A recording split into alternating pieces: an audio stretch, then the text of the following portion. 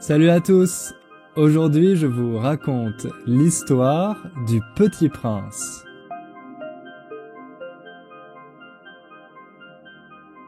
Bonjour et bienvenue pour ce nouvel épisode. Comment ça va? Je vous ai manqué? Vous m'avez manqué. 2 semaines sans podcast, c'est un peu long. Mais vous savez que j'ai besoin de temps en ce moment pour travailler sur mon nouveau projet.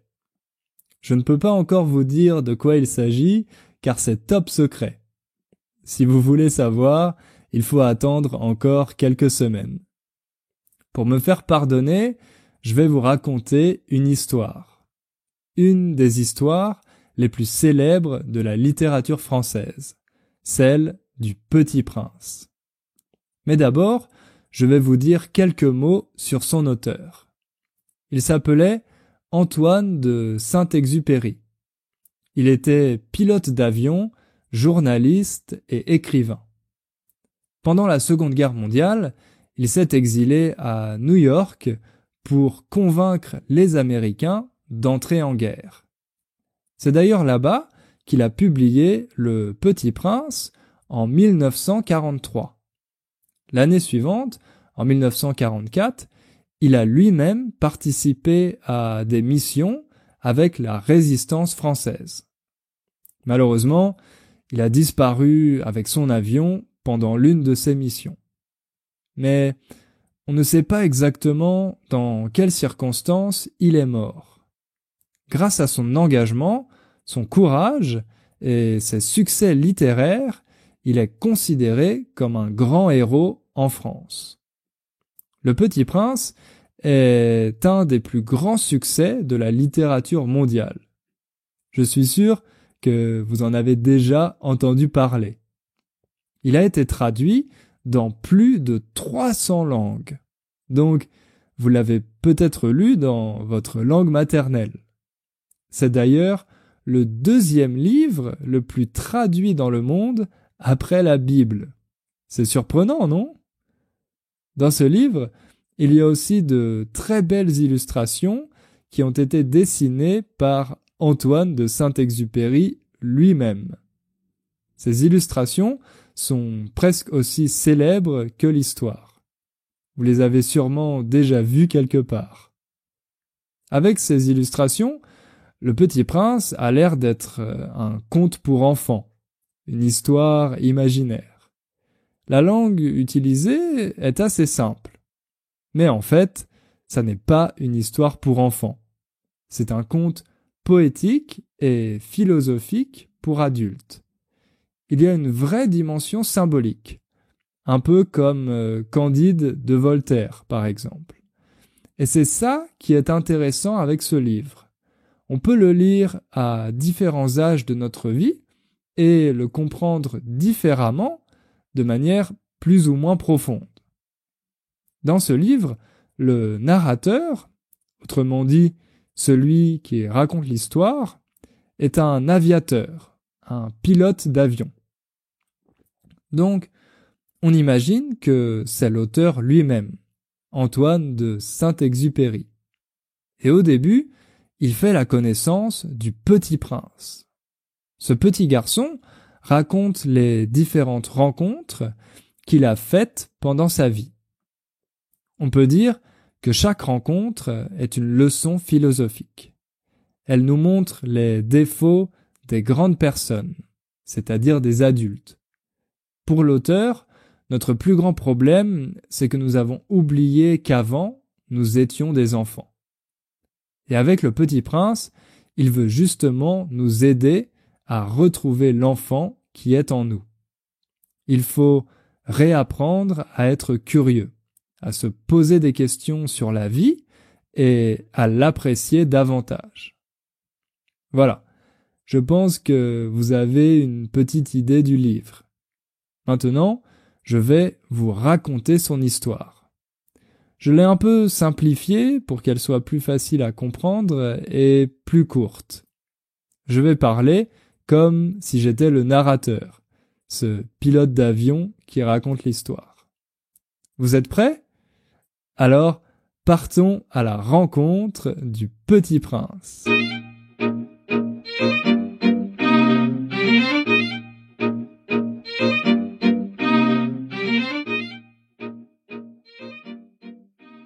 Quand j'étais petit, j'aimais dessiner.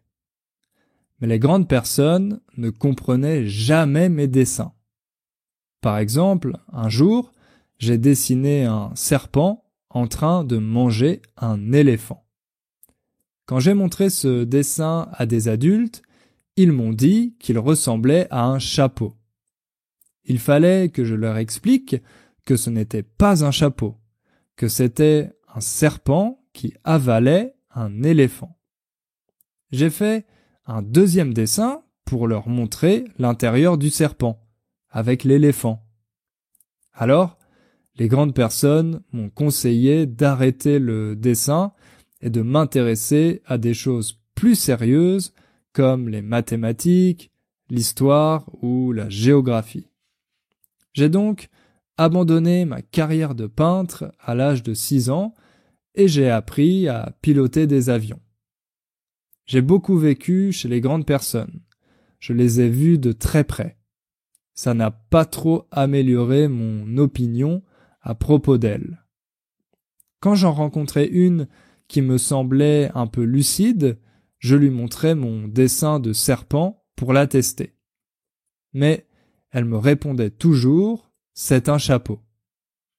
Alors, je ne lui parlais ni de serpent, ni de forêt vierge, ni d'étoiles. Je me mettais à son niveau. Je lui parlais de politique, de golf et de cravate. J'ai vécu ainsi seul, sans personne avec qui parler véritablement, jusqu'à une panne dans le désert du Sahara il y a 6 ans. Quelque chose s'était cassé dans le moteur de mon avion. J'étais seul, très loin de toute ville, comme si j'étais perdu au milieu de l'océan. Mais le jour suivant, j'ai été réveillé par une petite voix qui m'a dit « S'il vous plaît, dessine-moi un mouton. »« Hein ? Dessine-moi un mouton. » En ouvrant les yeux, j'ai découvert un petit garçon. J'étais très surpris, car il n'avait pas l'air d'être perdu ni d'avoir faim. Il était là, au milieu du désert, et il me regardait. Alors je lui ai dit « Mais qu'est-ce que tu fais là ?» Et il a répété « S'il vous plaît, dessine-moi un mouton. » J'étais trop surpris pour refuser, alors je lui ai dessiné un mouton. Mais le petit garçon n'était pas content de mes dessins. Il trouvait que le premier avait l'air malade, que l'autre était trop vieux. Finalement, j'ai dessiné une boîte et je lui ai dit que le mouton était à l'intérieur. Le petit garçon a semblé très satisfait de ce dessin. Alors, il m'a demandé « Crois-tu que ce mouton mange beaucoup d'herbe ?»« Pourquoi ?»« Parce que, chez moi, c'est tout petit. »« Ça suffira sûrement, je t'ai donné un tout petit mouton. » « Pas si petit que ça. » Et c'est comme ça que j'ai rencontré le petit prince.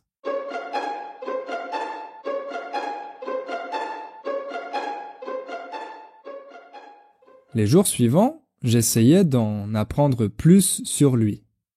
Il me posait beaucoup de questions, mais il ne répondait jamais aux miennes. Un jour, il m'a montré mon avion et il m'a demandé ce que c'était. Je lui ai expliqué que c'était un avion pour voler dans le ciel. Il m'a répondu « Ah, tu es tombé du ciel ? Toi aussi, tu viens d'une autre planète ? De quelle planète viens-tu » J'étais très surpris, alors je lui ai demandé de quelle planète il venait. Mais il ne m'a pas répondu. Il m'a simplement répété que chez lui, c'était tout petit. J'ai compris que sa planète n'était pas plus grande qu'une maison. Et je pense que c'était l'astéroïde B612. Le troisième jour, le petit prince m'a raconté le drame des baobabs. Il m'a expliqué qu'il fallait faire très attention à ces arbres, car si on laisse pousser les baobabs, ils deviennent énormes et prennent toute la place. Comme il n'y avait pas beaucoup de place sur sa planète, le petit prince devait arracher les baobabs avant qu'ils ne grandissent. C'était un travail très ennuyeux, mais qu'il devait faire chaque jour pour préserver sa planète. Il connaissait un homme paresseux dont la planète avait été complètement recouverte par les baobabs parce qu'il n'avait pas fait son travail. Le lendemain, le 4e jour, j'ai commencé à comprendre sa mélancolie. Sur sa planète, le petit prince n'avait pas beaucoup de distractions. Il m'a dit que, quand il était triste, il aimait regarder les couchers de soleil. Comme sa planète était toute petite, il pouvait changer de place pour voir des couchers de soleil toute la journée. Un jour, il en avait vu 44. Je me suis dit qu'il avait dû faire ça parce qu'il était très triste ce jour-là. Le 5e jour, le petit prince m'a demandé si un mouton pouvait manger toutes les fleurs, même celles qui ont des épines. J'étais en train de réparer le moteur de mon avion et j'avais beaucoup de difficultés. Je n'avais pas le temps pour ces questions. Alors je lui ai répondu que je devais m'occuper de mon moteur, de choses sérieuses. « De choses sérieuses ?» m'a-t-il répondu. « Tu parles comme les grandes personnes. Tu confonds tout. Tu mélanges tout. » Alors, il m'a expliqué que, sur sa planète, il y avait une fleur unique, magnifique, qu'il aimait plus que tout. Pour lui, c'était très important de savoir si le mouton la mangerait. Et il a commencé à pleurer. J'ai arrêté de réparer mon moteur, car j'ai compris que c'est lui qui avait raison. C'était ça le plus important. Et je lui ai promis que le mouton ne mangerait pas sa fleur. Ensuite, il m'a raconté l'histoire de sa fleur. Il ne savait pas d'où venait la graine. Elle avait poussé et elle était complètement différente de toutes les autres plantes. Elle était très belle, mais aussi très exigeante. Elle lui demandait de faire beaucoup de choses pour elle et parfois elle lui mentait.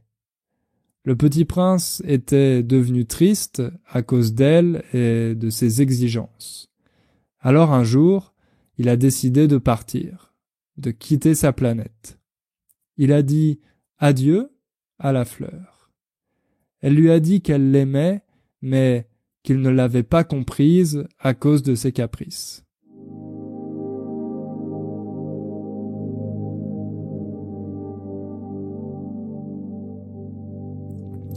Le petit prince a commencé par visiter un autre astéroïde.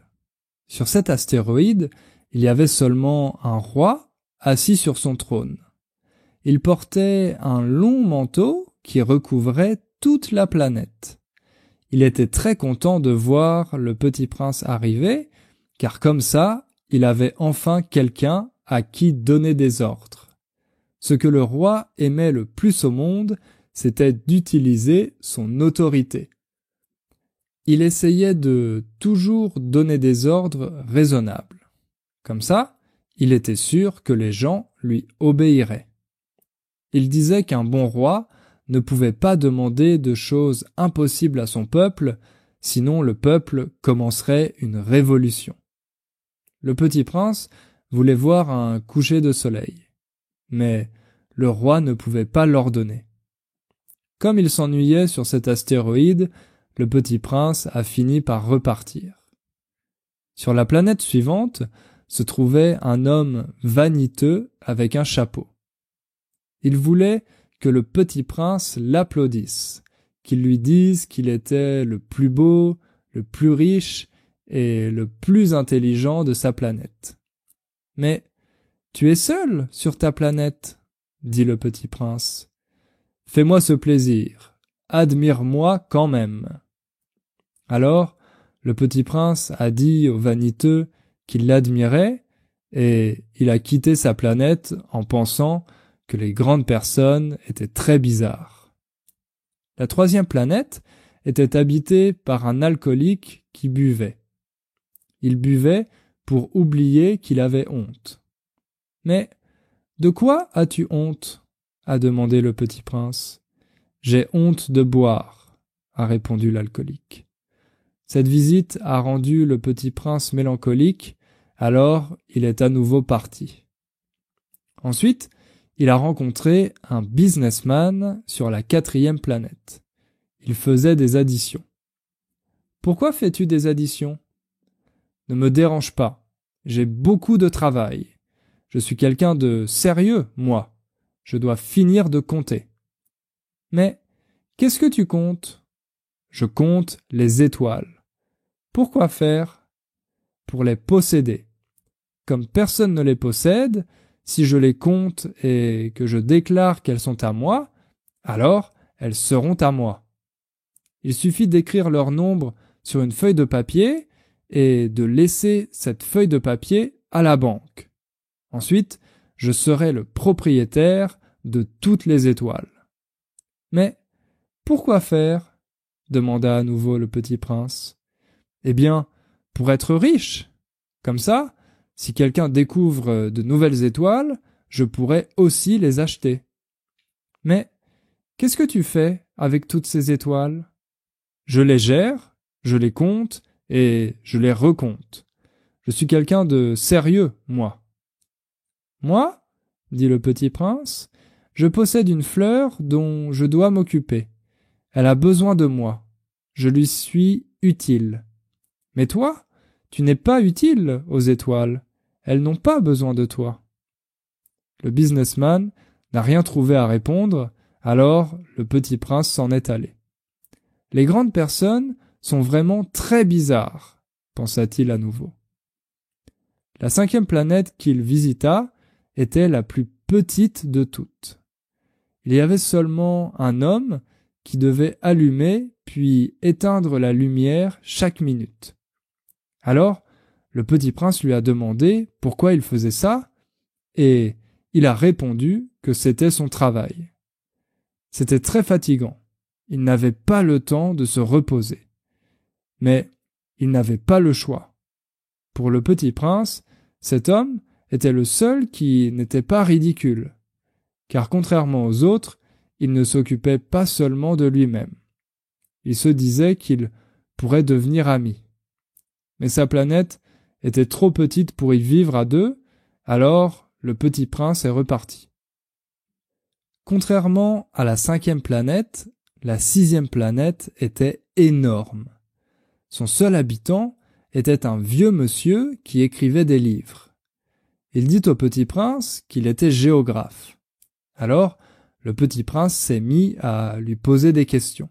« Combien il y a de montagnes sur votre planète ? » ?»« Je ne sais pas. »« Combien il y a d'océans et de rivières ? » ?»« Je ne sais pas non plus. »« Mais vous êtes géographe ? » ?»« Oui, mais je n'ai pas d'explorateur pour visiter ma planète. Sans explorateur, c'est impossible de savoir. Moi, j'écris des livres sérieux. Alors, je n'ai pas le temps d'explorer. Et quelle planète me conseillez-vous de visiter ? La planète Terre. Elle a une bonne réputation.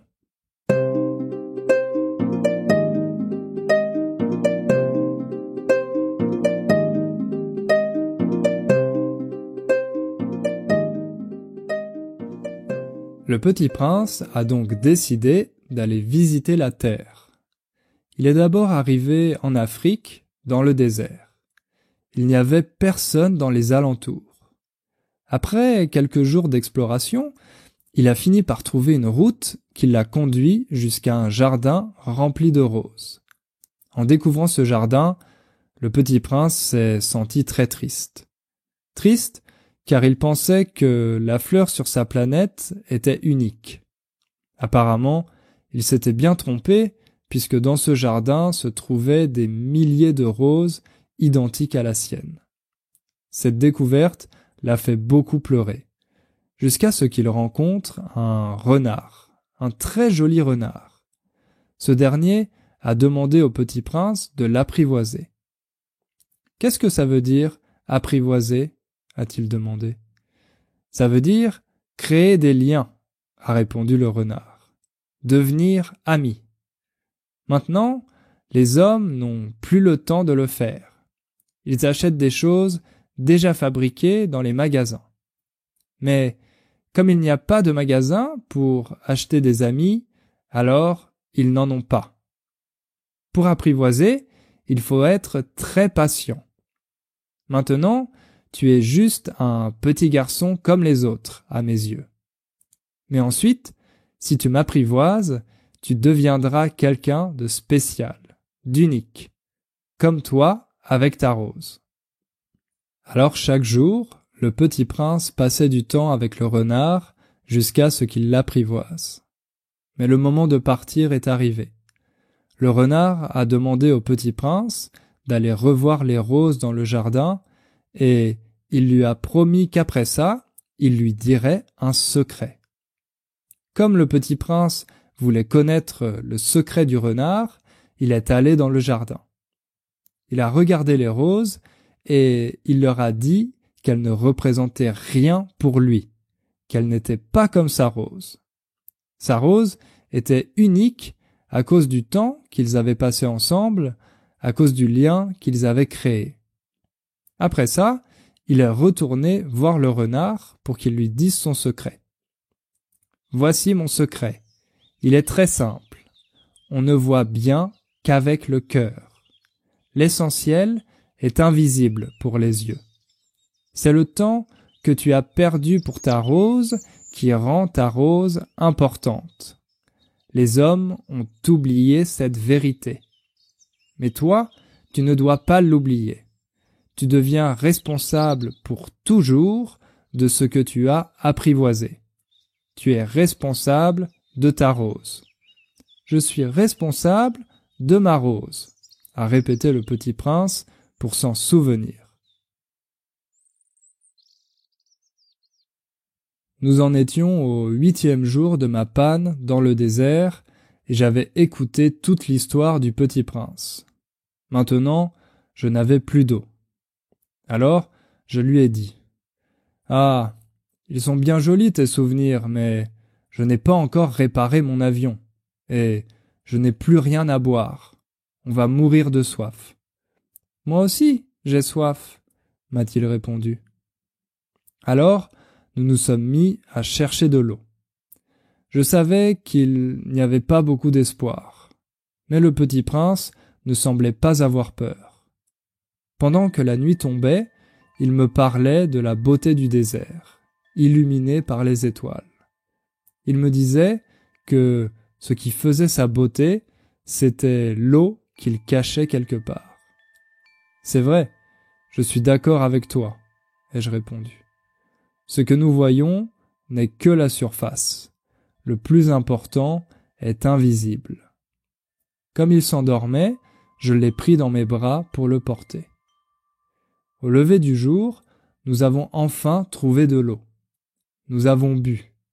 Elle était délicieuse, pas seulement pour notre survie, mais à cause de toute l'aventure que nous avions vécue pour la trouver. « Les hommes de chez toi, » a dit le petit prince, « cultivent 5000 roses dans un même jardin.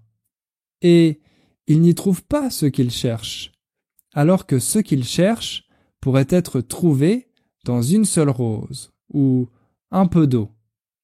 Mais les yeux sont aveugles. Il faut chercher avec le cœur. » J'avais bien bu. Le désert était d'une couleur magnifique. Mais je sentais que j'avais de la peine. Le petit prince m'a dit « Tu sais que ça sera bientôt l'anniversaire de mon arrivée sur Terre ? C'est pour ça que je t'ai rencontré ici il y a 8 jours ? Tu comptes repartir ? » lui ai-je demandé.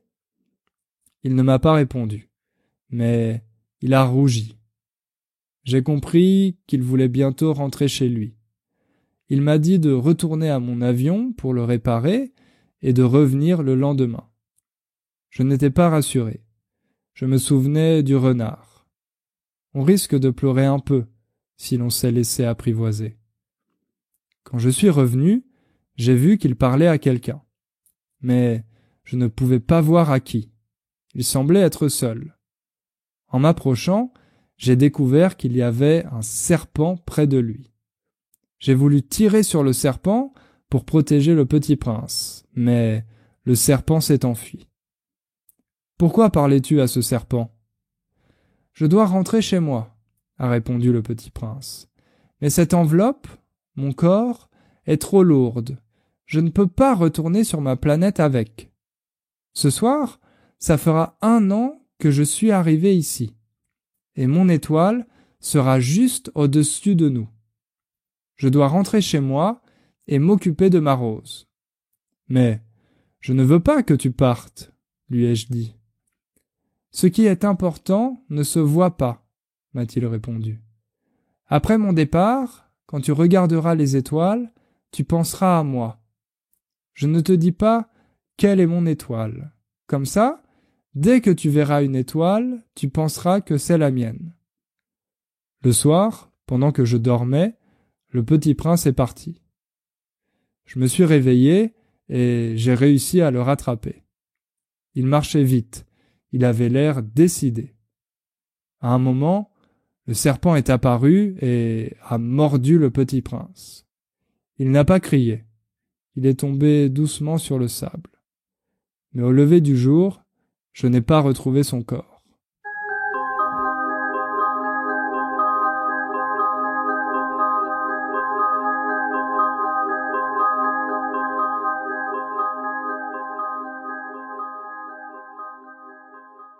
Et maintenant, ça fait 6 ans déjà. Je n'ai jamais encore raconté cette histoire. Les amis qui m'ont revu ont été bien contents de me revoir vivant. J'étais triste, mais je leur disais, c'est la fatigue. Quand je regarde les étoiles, je pense au petit prince, à sa rose et au mouton que je lui ai dessiné. Je me demande si le mouton a mangé sa fleur. Vous aussi, quand vous regardez le ciel, demandez-vous, le mouton a-t-il oui ou non mangé la fleur? Et vous verrez comme tout change.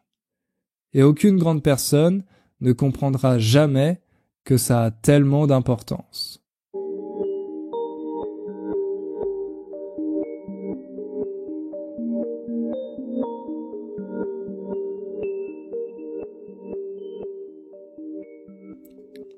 Ainsi se termine l'histoire du Petit Prince. J'espère que ça vous a plu. Si ça vous plaît et si vous voulez plus de littérature, plus d'histoire dans ce podcast, écrivez-moi pour me le dire. Il y a plein d'autres histoires que je pourrais adapter pour vous. Comme d'habitude, vous savez que vous pouvez trouver la transcription de cet épisode sur mon site internet innerfrench.com. Je vous invite aussi à vous abonner, à souscrire au podcast sur iTunes. Comme ça, vous aurez tous les nouveaux épisodes automatiquement. C'est très pratique. Maintenant, je vous laisse et on se retrouve dans 2 semaines pour un nouvel épisode. À bientôt!